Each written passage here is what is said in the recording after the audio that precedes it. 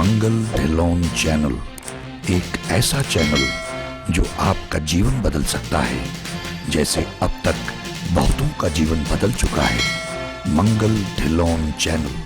नमस्कार, आदाब, सत श्री अकाल। दोस्तों, कई लोगों ने ये रिक्वेस्ट की थी कि अमृत वेला के बारे में एक वीडियो तैयार किया जाए। अब मैं अक्सर ये कहता रहता हूँ कि मैं कोई विद्वान नहीं हूँ, कोई ज्ञाता नहीं हूँ। बहुत सारे संतों ने, महापुरुषों ने, विद्वानों ने अमृत वेला के बारे में सत्संग किए हुए हैं। उल्लासनगर में तो भाई साहब हैं, रिंकू भाई साहब, वो बहुत अच्छा काम कर रहे हैं। उन्होंने अमृत वेला एक मिशन ही शुरू किया हुआ है और बहुत सारी सिंधी संगत उनके साथ जुड़ी हुई है और अमृत वेला के बारे में वो बहुत अच्छा बोलते भी रहते हैं। मुझे एक बार उनको सुनने का मौका मिला। एक बार बहुत पहले मेरी चर्चा हुई थी फ़ोन पे उनके साथ में, जब खालसा फिल्म दिखानी थी, लेकिन संभव नहीं हो सका और उसके बाद मिल भी नहीं पाए। एक दिन उनका एक वीडियो देखने का मुझे मौका मिला था, तो मुझे लगा बहुत अच्छा काम कर रहे हैं, बहुत अच्छी सेवा कर रहे हैं वो, और बहुत संगत को जोड़ रहे हैं, खास करके सिंधी संगत को। अब बार बार लोग लिख रहे थे अमृत वेला के बारे में एक वीडियो बनाएं, तो मुझे लगा कि आप लोग रिंकू भाई साहब का कोई भी वीडियो अमृत वेला के बारे में देख लें, यूट्यूब पे उपलब्ध है, तो आपको जानकारी मिल जाएगी। जहाँ तक मेरी तुच्छ बुद्धि की बात है, मैं क्या बोल सकता हूँ अमृत वेला के बारे में। इतना बोला गया है और तकरीबन जहाँ भी सत्संग होता है वहाँ अमृत वेला का जिक्र आता है और सबको आगाह किया जाता है, सबको ये ताकीद की जाती है कि आप लोग अमृत वेला जो है वो छूटने ना पाए। अमृत वेला ज़रूर आप उठें और सिमरन करें। गुरु नानक देव जी महाराज ने, अब उसके बाद तो कुछ रह नहीं जाता है, कितनी बड़ी बात गुरु साहब ने कही है और ये हम सब जानते हैं। देखिए, कमाल की बात तो ये है कि हम सब लोग ये जानते हैं, पढ़ते भी हैं, जपजी साहब का पाठ करते हैं, लेकिन फिर जानना चाहते हैं कि भाई अमृत वेला के बारे में बताइए, अमृत वेला के महत्व के बारे में बताइए। यानी ब्रह्म मुहूर्त जो सुबह अर्ली मॉर्निंग होता है, 3 से 5 के बीच में लोग कहते हैं, लेकिन 4 से 5 का सर्वोत्तम माना गया है सुबह। तो गुरु साहब का फरमान है। अब कितनी बड़ी बात गुरु साहब ने कही है कि मुँहों की बोलन बोलिए जित सुन तरे प्यार, अमृत वेला सच नाउ वड्याई विचार। कि हम अपने मुंह से ऐसा क्या बोलें कि वो मालिक, वो ईश्वर, वो परवरदिगार, वो अल्लाह, वो गॉड, वो वाहिगुरु हमसे प्यार करने लग जाए। तो उसका उत्तर गुरु साहब देते हैं, अमृत वेला सच नाओ वड्याई विचार।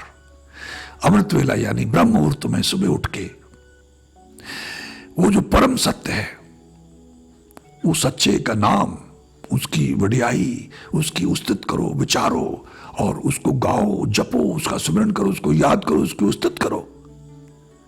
तो जब ऐसा करोगे तो वो आपसे प्यार करने लग जाएगा।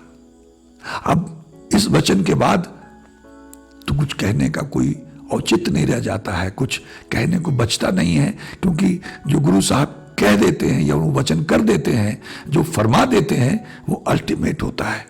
उसके बाद आप उसका भावार्थ समझाने के लिए, या जैसे मैं कहता हूं हम सब पहली दूसरी कक्षा वाले विद्यार्थी हैं, तो आ से आम और उसे ऊट और तस्वीरें दिखा दिखा के वो जितना मर्जी कोशिश आप करते रहें, सारा जीवन लगे रहें, लेकिन वो 2 तुकों में समंदर आपके सामने रख देते हैं। एक तो बात ये क्लियर हो गई कि अमृत वेला का इतना महत्व है।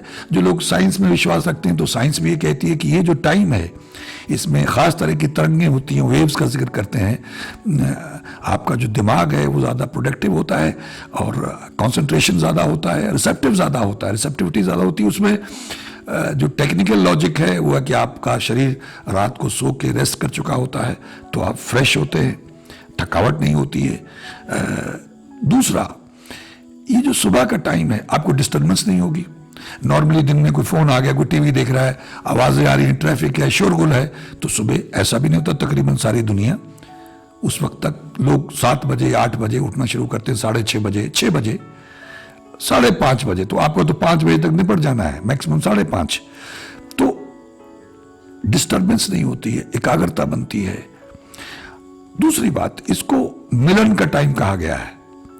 शाम को देखिए चिड़ियां चहचहाती हैं, हमको लगता है कि ये शोर मचा रही हैं, लेकिन नहीं, वो भी प्रार्थनाएं कर रही हैं, उस ईश्वर की वंदना कर रही हैं, उस्तत कर रही हैं अपने ढंग से।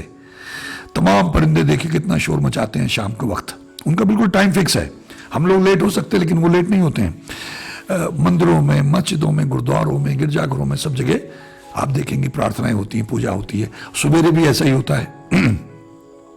तो ये मिलन का टाइम है, दिन रात मिल रहे होते हैं, शाम को भी ऐसा होता है और सुबह भी ऐसा होता है।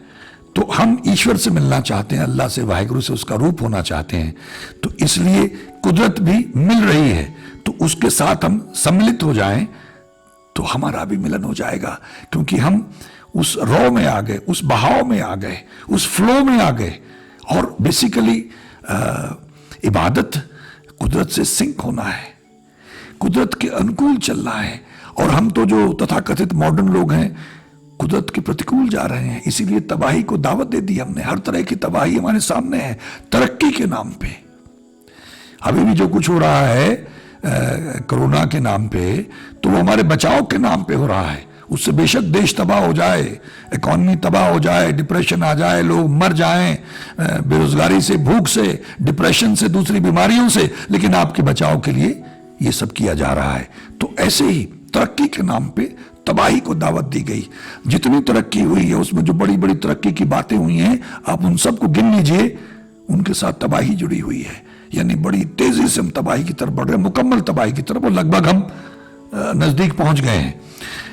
इसी तरह से जब हम सिंक की बात करते हैं, नेचर के साथ सिंक की बात, तो नेचर वो अवेकनिंग है। सवेरे ब्रह्म मुहूर्त में आप भी उठ गए तो नेचर के साथ सिंक में आ गए।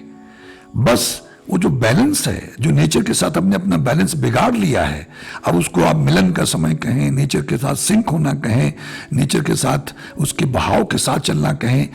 क्योंकि जब हम बहाव के साथ चलते हैं, फ्लो के साथ चलते हैं, तो ताकत नहीं लगानी पड़ती है। जब बहाव के अगेंस्ट चलते हैं तो बहुत ताकत लगानी पड़ती है, फिर वो पानी का हो या हवा का बहाव हो, उसके खिलाफ कितनी ताकत लगती है। तो इसलिए महापुरुषों ने, त्रिकालदर्शियों ने, गुरु साहिबान ने हमको इसकी ताकीद की, हमको बार बार ये समझाया कि अमृत वेले में उठ के तू जपना। क्योंकि जब आप मौसम हो किसी भी चीज का, जैसे अभी हमने कुछ पौधे लगाने थे, तो मैंने नर्सरी में फोन किया यूनिवर्सिटी में, तो उन लोगों ने मुझे बताया कि नाशपाती तो दिसंबर में लगेगी, अभी आम लग सकता है, और जो फलाना वाला है वो अक्टूबर में लगेगा। तो हर चीज का एक मौसम है। जैसे धान पहले लग गए, अब नहीं लग सकते हैं, ऐसे ही गेहूं का एक मौसम है, तो तब गेहूं बोया जाएगा धान काट के। तो हर चीज का एक मौसम है। तो ईश्वर के नाम का बीज बोने का भी एक मौसम है, और वो जो समय है उसको महापुरुषों ने, गुरु साहिबान ने बताया कि वो ब्रह्म मुहूर्त है, वो अमृत वेला है। वो जब उस समय अगर आप बीज डालेंगे तो पैदावार बहुत ज्यादा होगी।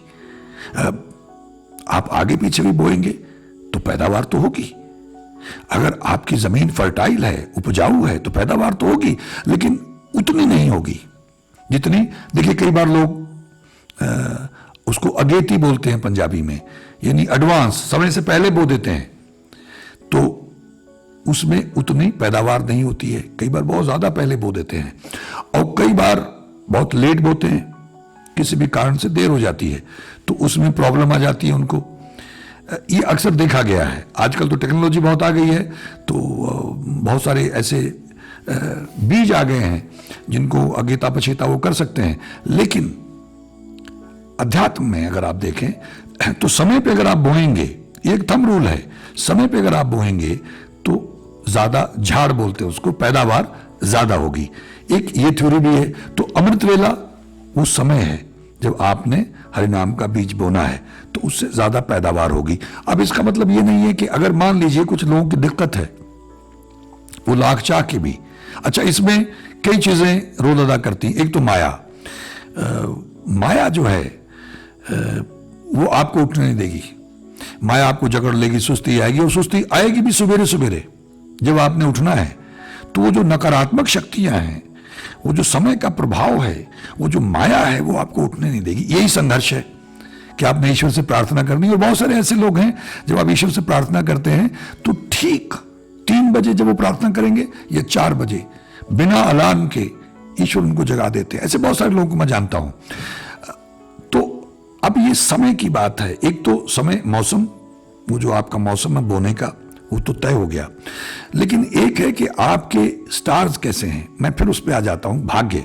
कुछ लोगों के भाग्य में ऐसा मामला होता है कि वो कुछ भी कोशिश कर लें, वो प्रातःकाल नहीं उठ पाएंगे।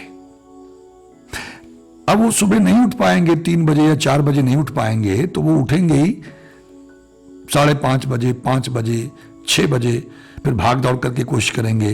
कुछ लोगों ने, महापुरुषों ने कह दिया कि भाई इतने बजे के बाद तो सचखंड के यानी बैकुंठ के किवाड़ बंद हो जाते हैं। तो मैंने कई लोगों को सवेरे भगदड़ में भी देखा है कि जल्दी जल्दी नहा के भाग के, नहीं तो बैकुंठ के द्वार बंद हो जाएंगे। जिन महापुरुषों ने ये कहा है वो अपनी जगह बिल्कुल सही होंगे। हो सकता है बच्चों को प्रेरित करने के लिए, इंस्पायर करने के लिए कि वो उठ के इस बात से जपा करें और सुना करें, ईश्वर की आराधना किया करें, सुमरन किया करें। लेकिन मेरी तुच्छ बुद्धि के मुताबिक, मैं मूर्ख सा आदमी हूँ, उस ईश्वर के बैकुंठ के द्वार कभी बंद नहीं होते हैं। वहाँ हमारी तरह थोड़ी है कि हमने सोना है, वहाँ दिन रात होते हैं, वहाँ ये होता है वो होता है। वहाँ का सिस्टम ही अलग है। ना वहाँ शरीर है, ना वहाँ शब्द हैं, न वहाँ इस तरह से हम कम्युनिकेट करते, इस तरह का मामला है। तो बैकुंठ के द्वार तो जब आप भाव से डूब के उस मालिक को जहां भी बैठ के याद करेंगे, तो बैकुंठ के द्वार तो मेरा मालिक तत्क्षण खोल देगा आपके लिए, क्योंकि अपने बच्चों का वो इंतजार करता रहता है। एक भाई साहब हमारे हैं, कालू साहब, उन्होंने अभी एक मेरे साथ एक भेजा कि बेटा जो है लड़के पिता से चला गया था और काफ़ी देर के बाद में वो लौटा। जब उसको अपनी गलती का एहसास हुआ तो वापस आया तो क्या देखता है कि पिता लेटे हुए हैं आंगन में और दरवाज़ा खुला था, रात का वक्त था। तो उसने पूछा कि आपने दरवाज़ा कैसे खोल दिया? तो पिता ने कहा कि मैंने इसलिए दरवाज़ा खुला रखा कि अगर तू आए लौट के तो दरवाज़ा बंद दे के लौट ना जाए, तो कोई बात नहीं, मैं दरवाज़ा खुला छोड़ दिया कि जब भी आए तो दरवाज़ा खुला मिले। तो ये दुनियावी पिता की बात है। लेकिन हम भटके हुए बच्चे हैं उस बापू के, तो वो तो अपने किवाड़ हमेशा खुले रख के बैठा रहता होगा। हम ही उसकी तरफ मुंह नहीं करते, हमें ही फुर्सत नहीं है, माया ने हमको जकड़ लिया है। तो वो तो अपने किवाड़ तत्क्षण खोल देगा, वो खुले ही रखता है हमारे लिए कि तुम आओ तो सही।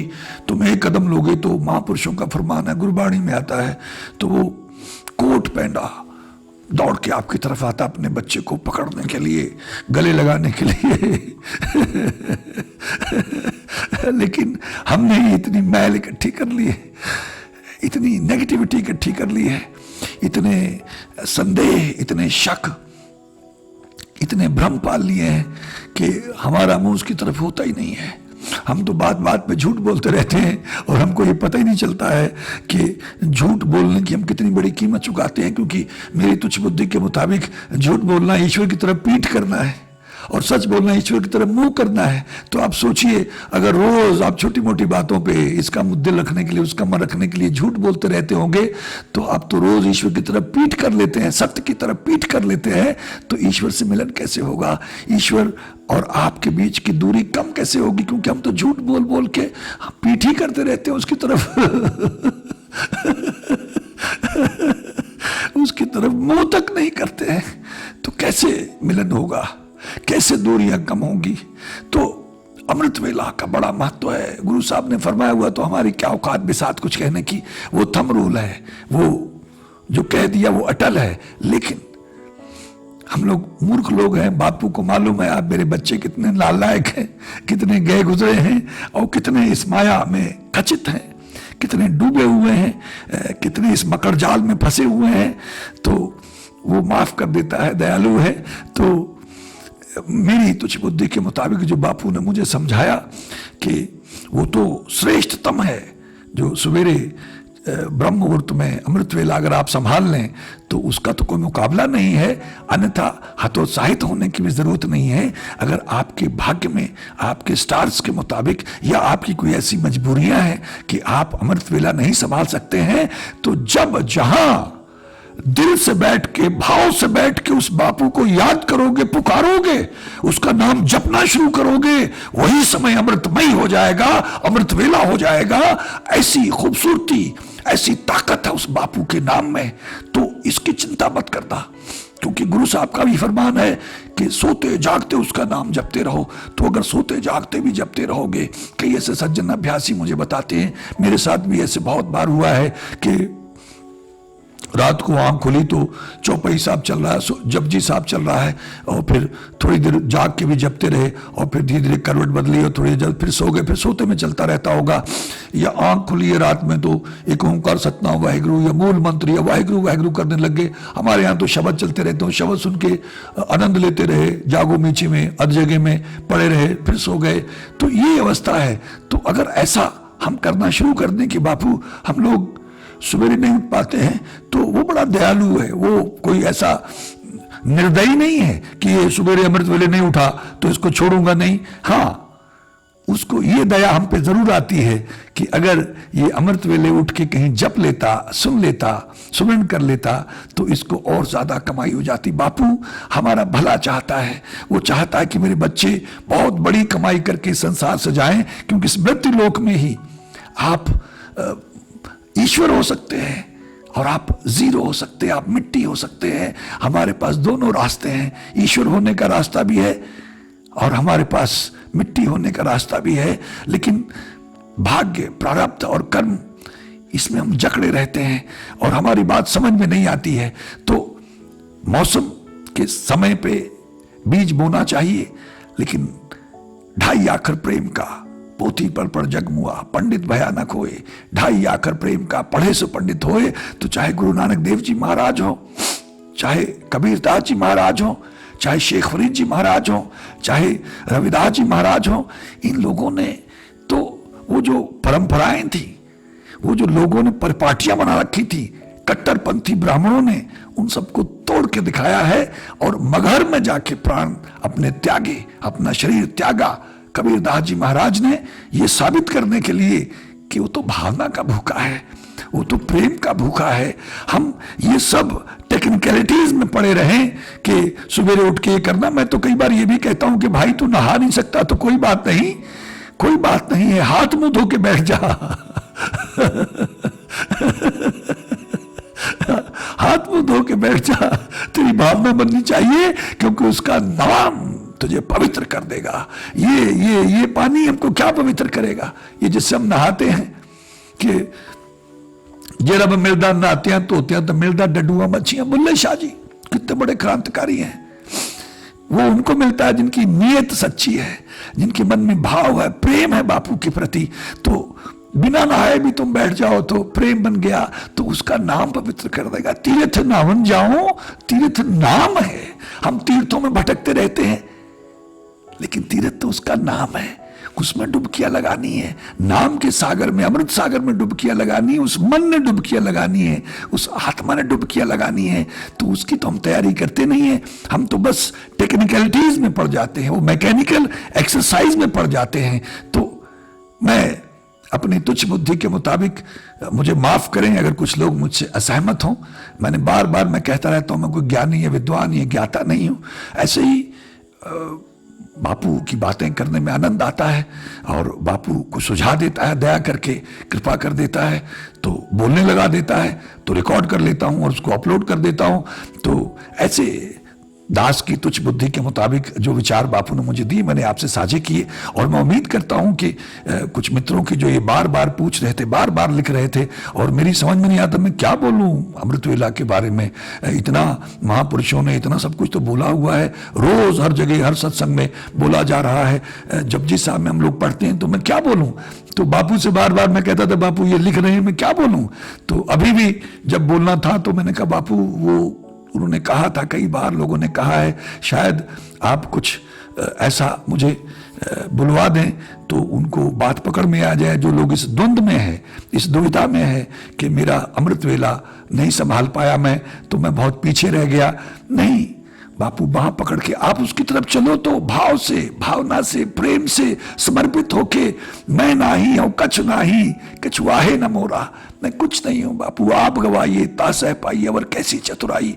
तो जहां आप ढह पड़े उसके दरवाजे पे और पुकारने लग गए उसको, प्रेम में डूब गए, उसके भाव बन गया, वैराग आने लग गया, तो भाई जब मैंने पहले भी ये कहा था कि कबीरा मन निर्मल भया जो गंगा का नीर, पाछे पाछे हर फिरे कहत कबीर कबीर, तो बापू तो दौड़ के आ जाता है, वो कोट पैंडा लेके बच्चे के पीछे पीछे भागने लगता है। लेकिन हम ही कोई ना कोई बहाना ढूंढ लेते हैं, हम ही, हमारे कर्म ऐसे हैं कि हमको उसकी याद नहीं आती है, हमको उससे मोह नहीं हो पाता है, वो भाव नहीं बन पाता, वो प्रेम नहीं बन पाता है, सिर्फ मैकेनिकल एक्सरसाइजेस करते हैं, कर्मकांड में पड़े रहते हैं। तो मैं उम्मीद करता हूं अमृत वेला का अपना बहुत बड़ा महत्व है। अगर अमृत वेला आप संभाल सकें तो उसका कोई मुकाबला नहीं है, क्योंकि हर तरह से वो अल्टीमेट टाइम है।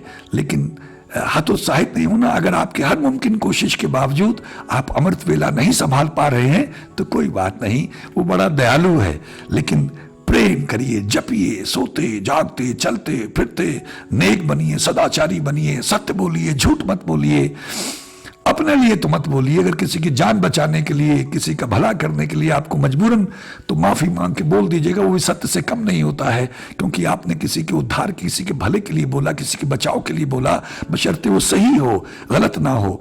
तो प्रयास करिएगा, और मैं उम्मीद करता हूं क्योंकि हमारा जीवन ही अमृतमय हो जाए, हरिमय हो जाए, ईश्वरमय हो जाए। सिर्फ ये नहीं है कि हमने अमृत वेला तो संभाल लिया, लेकिन बाकी मैंने बहुत सारे ऐसे लोगों को देखा, मस्कीन जी भी कहा करते थे कि वो अमृत वेले उठते हैं, तैयार होते हैं, नहाते हैं, बुजुर्ग लोग हैं, और भी लोग हैं, व्यापारी लोग हैं, गुरुद्वारे जाते हैं, वहां जाके कीर्तन सुनते हैं, पाठ करते हैं, अरदास करते हैं और सेवा भी करते हैं, लेकिन उसके बाद वही खुराफात, वही झूठ, वही बेईमानी, घटतोली, मिलावट सब करते हैं। वही हमारे पंजाबी बोलते खैबाजी, लोगों के साथ में बदले की भावना, दुर्व्यवहार, तो कोई फायदा नहीं है। वो मैकेनिकल एक्सरसाइज है, एक कदम आगे, एक कदम पीछे, एक कदम आगे, एक कदम पीछे, वहीं खड़े मिलेंगे, कहीं पहुंचेंगे ही नहीं, तो अमृत वेला भी व्यर्थ हो गया। हालांकि उनके देखा देखी लगता होगा अमृत वेले में जा रहे हैं, अरे भाई ये तो बहुत आगे निकल गए, लेकिन आपके मन में अगर वो भाव है, और मैं तो अक्सर यहां तक कहता रहता हूं, मुझे माफ करें ईश्वर, मुझे माफ करे, शायद मैं गलत ना हूं, कि अगर आपका भाव बन गया तो जिस घर में आप बैठे हैं, जिस जगह आप बैठे हैं, जिस पेड़ के नीचे आप बैठे हैं, वो जगह ही हरिमंदिर बन जाएगी, वो जगह ही काबा शरीफ बन जाएगी, वो जगह ही पुरी बन जाएगी, द्वारकापुरी बन जाएगी, बद्रीनाथ बन जाएगा, वो जगह ही सब कुछ बन जाएगी, क्योंकि मामला तो उसके प्रति भावना और प्रेम का है। आप उन जगहों पर चले जाएं, लेकिन अगर आपकी भावना नहीं बनी है तो फिर व्यर्थ है, सिर्फ मैकेनिकल एक्सरसाइज कर रहे हैं, मन बहलाने के लिए, ख्याल अच्छा है गालिब, अन्यथा कुछ हासिल नहीं होगा। सिर्फ शरीर को वहां ले गए, लेकिन मन तो वहां था ही नहीं।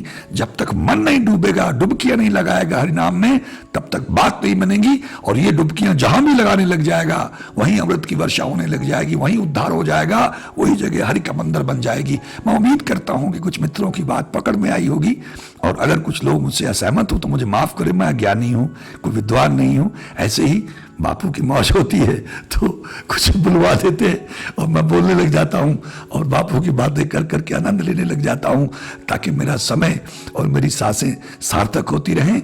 और ये जिनके लिए बापू ने संदेश रिकॉर्ड करवाया, ये उन तक वो खुद ही पहुंचा देंगे, और उनको अगर बात पकड़ में आ गई और उनके जीवन में कुछ बदलाव आया, तो ये संदेश उनके लिए ही था, बापू ने भेजा था। मैं तो एक डाकिया हूं, बस डिलीवर करने वाला हूं। आपके पास डिलीवर हो गया, मेरा काम हो गया, मैं धन्य हो गया, मैं उस महापुण्य का हकदार हो गया जो मेरा स्वार्थ है, मेरा लालच है, जिसके चक्कर में मैं पिछले 20-25 सालों से लगा हुआ हूं। और अब मुझे लगता है कि बापू कृपा करने लग गए हैं, मेरी अरदास, मेरी विनती स्वीकार होने लग गई है। जब से बापू ने दया करके मेरे ऊपर अपार कृपा की है, मेरा मार्गदर्शन किया है, तब से और हौसला हो गया है, हिम्मत बन गई है, विश्वास हो गया है। आप सबका बहुत बहुत धन्यवाद। ईश्वर हम सब पे कृपा करे, हम सबका भला करें। नमस्कार, जय हिंद, जय भारत। मंगल ढिल्लोन चैनल एक ऐसा चैनल जो आपका जीवन बदल सकता है, जैसे अब तक बहुतों का जीवन बदल चुका है। मंगल ढिल्लोन चैनल।